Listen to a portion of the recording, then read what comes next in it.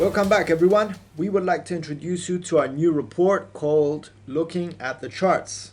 Now, the aim of this report is to point out technical levels on charts along with some fundamental news that could drive the currencies.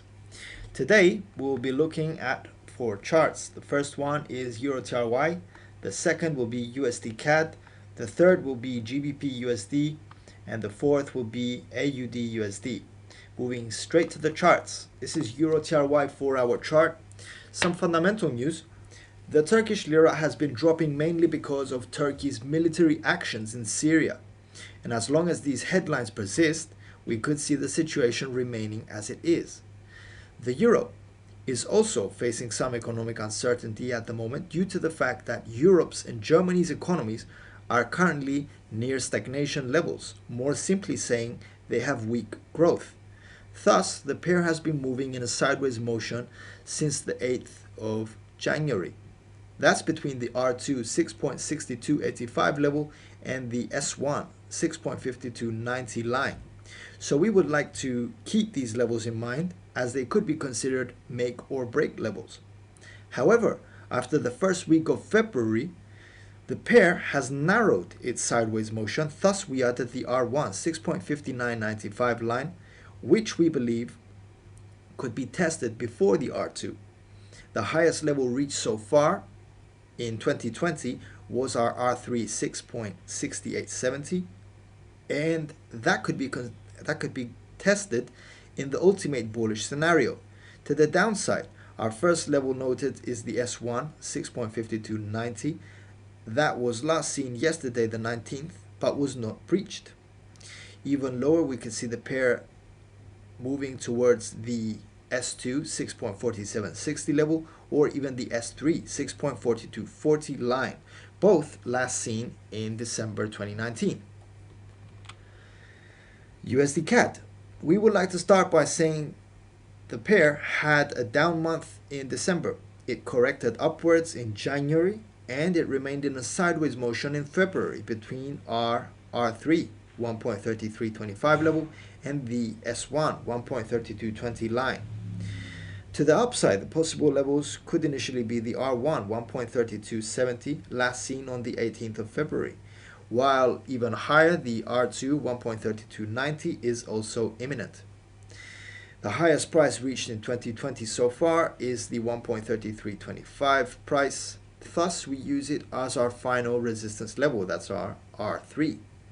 In the opposite direction, today the S1 1.3220 line was tested but was not breached.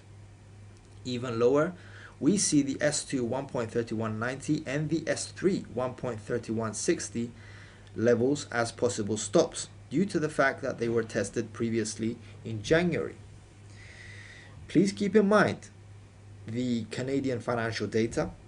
The data so far in February has been positive. And also keeping an eye on oil prices and the oil market updates, as Canada is significantly related to the commodity and can be affected by this kind of news. Moving now to cable. Currently, the pound seems to be fundamentally driven by expectations for a wider fiscal stimulus, strong financial data, and the UK-EU negotiations about their future trade relationship. Cable maintained the downward direction, moving in a channel since the beginning of January. It should be noted that the channel's upper boundary broke on the 31st of January, the day the UK left the EU. We tend to maintain a bearish outlook for the pair, and for it to change, we would require a clear breaking of the pre-mentioned upper boundary. Should the bears maintain control over the pair, we could see cable breaking the 1.2860 S1 support line, aiming for the 1.2770, that's our S2 level, which held under downward pressure on the 8th of November 2019. Should the S2 be broken, we could see cable breaking the 12670, that's our S3 barrier. On the other hand, should the pair come under buying interest, we could see it breaking the R1 1.2945 level and continue higher to aim for the R2 1.3015 level. Should the buyers persist and break the R2 level, we could see the pair aiming for the R3 1.3110 hurdle. Moving now to the Aussie AUDUSD 4-hour chart. The Aussie's fundamental drivers seem to include developments of the coronavirus spreading, including a possible slowing of the Chinese and Japanese economies, which are the main targets for Australian exporters, as well as RBA's future intentions. AUDUSD maintained a sideways motion since the end of January, yet yesterday broke the lower boundary. Hence, we tend to switch our sideways bias in favor of a bearish outlook for the pair. Note that the RSI indicator in the 4-hour chart seems to be at 30, implying a dominance of the bears currently. Should the pair remain under selling interest of the market, we could see AUDUSD breaking the S1 0.6615 line, creating a new 11-year low for the pair, and aim even lower for the S2 0.6575 level. Even lower, the next possible stop could be at the S3 0.6530 level. However, on the contrary, and should the bulls take over, we could see the pair breaking the R1 0.6650 level and continuing higher and aiming for the R2 0.6685 level.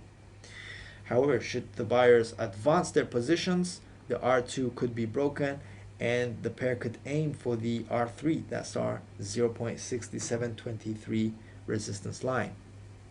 Now that's it for today. We hope this information helps you make valuable decisions. Thank you very much for your time and enjoy.